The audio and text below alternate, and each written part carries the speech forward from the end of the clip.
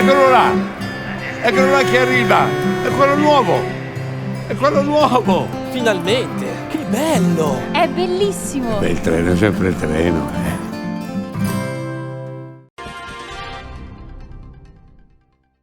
Buongiorno, ben ritrovati all'appuntamento con l'informazione di prealpina.it. Vento forte e tanti disagi fin dalle prime ore di questa mattina in tutto il Varesotto. In particolare all'Aveno Monbello le raffiche hanno scoperchiato la scuola Scotti di via 25 aprile, con alcune classi costrette ad abbandonare le aule a scopo precauzionale. E sempre all'Aveno Monbello è stata sospesa nuovamente l'attività del centro tamponi drive-thru, danneggiato appunto dalle violente folate. Le squadre dei Vigili del Fuoco sono al lavoro anche nella zona del Basso Varesotto, in particolare nel Saronnese, per rimuovere piante cadute sulle strade proprio a causa delle raffiche.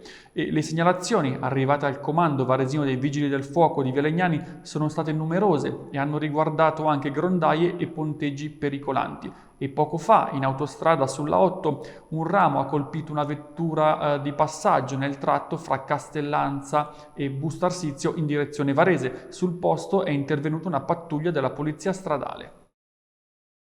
E proprio il vento forte ha dato nuovo vigore all'incendio divampato ieri sera nella zona fra Cantello e Malnate. Il rogo ha interessato anche la zona di Solbiate con Cagno in provincia di Como. Sul posto stanno operando i vigili del fuoco dei due comandi provinciali insieme ai volontari dei servizi di antincendio boschivo.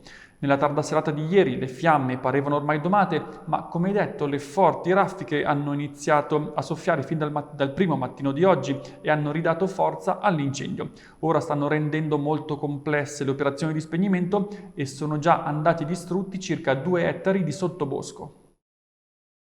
Restiamo sulla cronaca, ma spostiamoci in Val di Gezzo, da dove arriva una storia a lieto fine. Un cane è stato salvato dai vigili del fuoco dopo essere rimasto bloccato in seguito a una caduta. L'episodio è avvenuto nei pressi dell'Alpe Miucca, alle pendici del Pizzo Ragno. L'animale era impegnato in una passeggiata con il suo giovane padrone quando è scivolato su una lastra di ghiaccio e dopo una rovinosa caduta è finito in fondo a una scarpata rimanendo bloccato. Il padrone ha quindi chiesto l'aiuto ai vigili del fuoco di Domodossola e del distaccamento di Santa Maria Maggiore, che hanno organizzato subito il recupero e tratto in salvo il cane impaurito.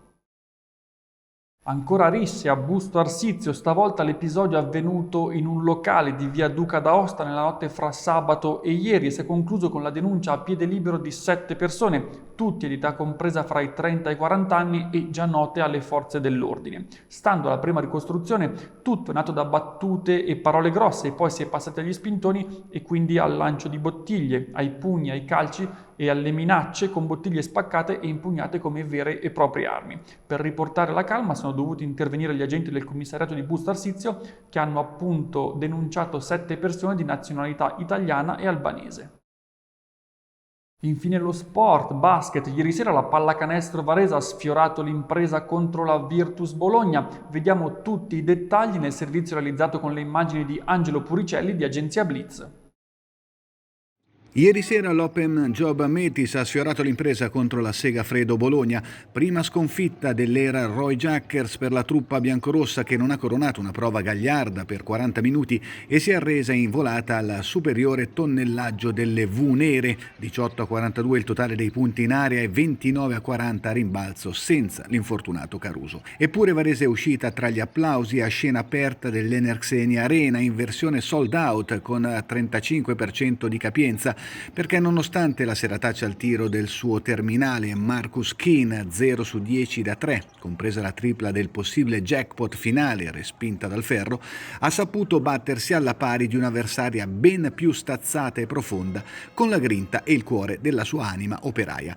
Peccato per l'occasione persa di un nulla, ma ora Varese è una squadra vera, pur con l'obbligo di interrogarsi su un Justin Reyes passato da brillante acquisto all'esordio a Trento ad oggetto misterioso da 3 soli minuti ieri sera. E questa era l'ultima notizia. L'appuntamento con l'informazione di prealpina.it torna come sempre questa sera alle 19. Una buona giornata.